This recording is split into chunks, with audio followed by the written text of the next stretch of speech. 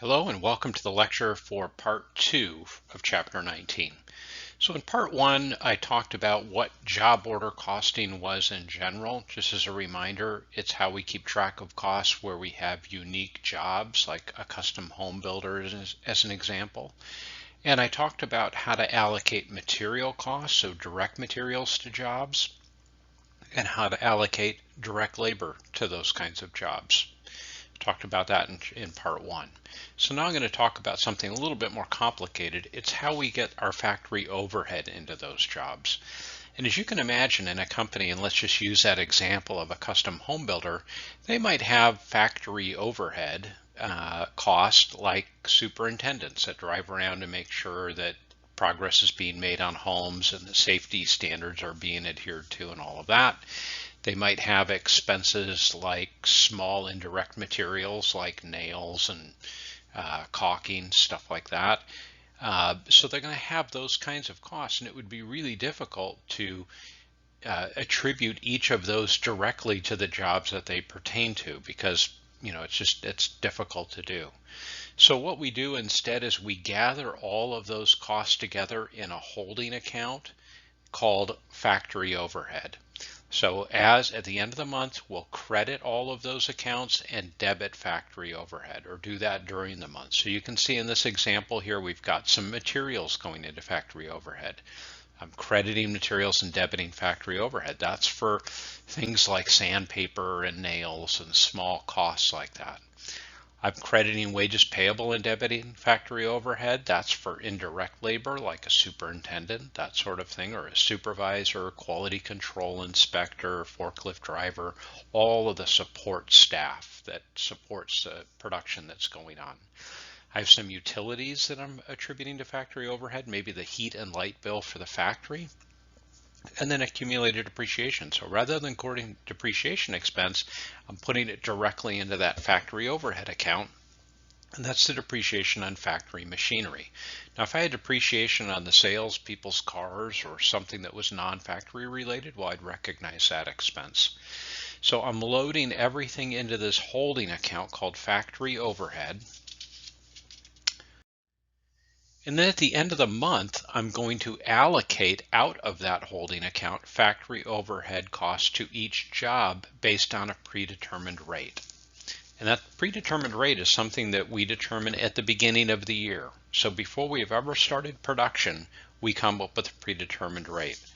The reason for that is we can't wait until the end of the year to know exactly what our factory overhead costs were and exactly what our activities were for the year, because during the course of the year we need to know what costs of different jobs are as they get completed. So we have to do it based on an estimate. So estimated factory overhead for the upcoming year and an estimated level of activity. Some common types of activities to use for coming up with this rate are direct labor hours. So if most of my factory overhead, as an example, relates to supervision, then direct labor hours might be a good basis to spread that on, because the more labor hours I'm incurring, the more supervisors I need. If instead my factory overhead has an awful lot of fringe benefits, things like medical benefits and different kinds of benefits for the employees, then direct labor costs might make sense. The more somebody's paid, the more benefits they have, so I allocate more. And then lastly, if my factory is heavy to depreciation, maybe I've got a lot of automated machinery and not a lot of workers in my factory, then machine hours might make sense. How many hours is each machine being run during the course of the year? And then I can look and see, well, how much did a particular job use a machine for, and I can allocate it that way. So let's look at the math for this. So the predetermined rate is going to be the estimated total factory overhead cost for the upcoming year. So it's standing on January 1, I make an estimate. How much am I going to pay my supervisors? How much is my depreciation expense? How much is the rent on the factory, utilities for the factory, all of that? That's the numerator. And then I estimate the activity base. How many direct labor hours do I think that I'll incur during the course of the year, or labor cost, or machine hours, or some other activity base that might make sense. Then I go ahead and do the math. Okay, I say as an example, I have $500,000 in estimated factory overhead cost, and I think that I've got 50 workers, so I'll have 100,000 direct labor hours during the course of the year. That would work out to $5 per direct labor hour.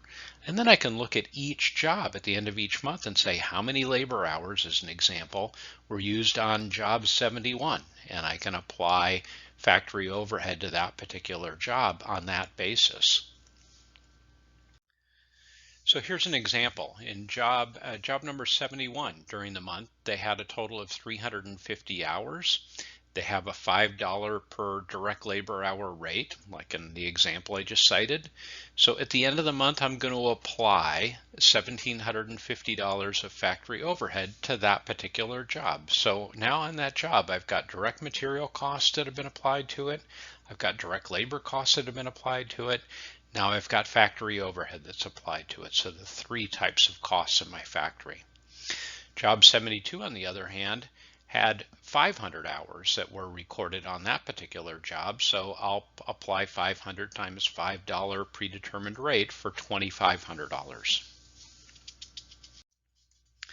So the following entry is going to be made based on that, based on how much it is for each job. I'll debit work in process and I'll credit that holding account factory overhead to, that's where we've accumulated those costs. Now I'll apply them out of that account for the total of those two jobs. So factory overhead, if you think about a T account, factory overhead is going to be debited for actual cost and credited for cost allocated.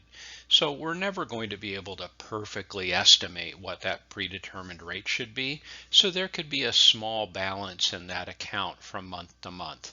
So if we've allocated more costs than we've incurred, we're going to end up with a credit balance in that T account. We're going to say that overhead costs have been over applied. We applied more than we incurred. If the opposite is true, if we have applied less costs than what we've incurred, then it's going to be under applied. I'm going to watch that closely all year long, and if I find that the account is building up a balance, either credit or debit, I can make an adjustment to my predetermined rate because I want that account to have as small a balance as possible. But it's okay if I have a balance during a month during the year. At the end of the year, I'll close that balance out to cost of goods sold. So I want it to be a small amount because I don't want a big year-end adjustment. So here's an example for work in process inventory. You can see here I've got 3 different debits that I've made from journal entries to that particular account. And then I have a credit. So job number 71 was finished, had a total cost of $10,250. So I credit it for that job that's completed, and I'm going to debit finished goods to transfer it out of work in process into finished goods. You see that leaves me with a debit balance in work in process of $21,000, and I've got one job that is still in process, job number 72. The job order cost sheet for that job should reflect a total cost of $21,000. So I'm constantly reconciling the details of the jobs to the overall balance in that control account for work in process inventory. So now finished goods, that's the journal entry I just described where we debit finished goods and credit work in process for job 71. It's now sitting in finished goods and ready to sell to customers. And here we've got a job sheet here, or rather a subsidiary ledger for that particular item from that job. So in this case, it wasn't like a custom home, it was 20 guitars that were made, 20 custom guitar, or rather, yeah, it looks like 20 custom guitars. So that way, if I sell some of them, I can figure out a cost per unit so that I can credit finished goods and debit cost of goods sold when I actually take them out of finished goods and give them to customers. So here's an example of those entries. So let's say that I sell some of this product. So I debit accounts receivable and credit sales, and then I debit cost of goods sold and credit finished goods for the cost, in this case, of 40 guitars that I sold to somebody. So one of the things that we can use this information for from a decision-making standpoint is I can look and see what my cost per job is and see how that's changing over time to see if my costs are increasing or decreasing. This can give me some idea of where I might have a problem that I need to look into in more detail. When we talk later in the quarter about standard costing, we'll get into this in more detail and I'll show it to you in a more useful way.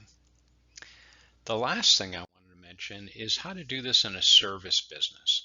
So it could be the exact same. Say we're a consulting firm and we're doing projects for customers and we're keeping track of it on a project by project basis. In this case, I'm not going to have direct materials because I'm not making a product, I'm providing a service. So as I pay people that are working on that consulting project, I'll pay them out of wages payable and I'll put it into work in process. When they finish the job, there is no finished goods, so it'll go directly to the cost of the services provided, and then supplies will go to overhead, and I'll apply overhead to the job as well. So it can work exactly the same. We just are not going to have we're going to have labor and we're going to have factory overhead, but we're not going to have direct materials in a service business. So I hope that helps you, and I will post some practice exercise videos as well. Thanks a lot.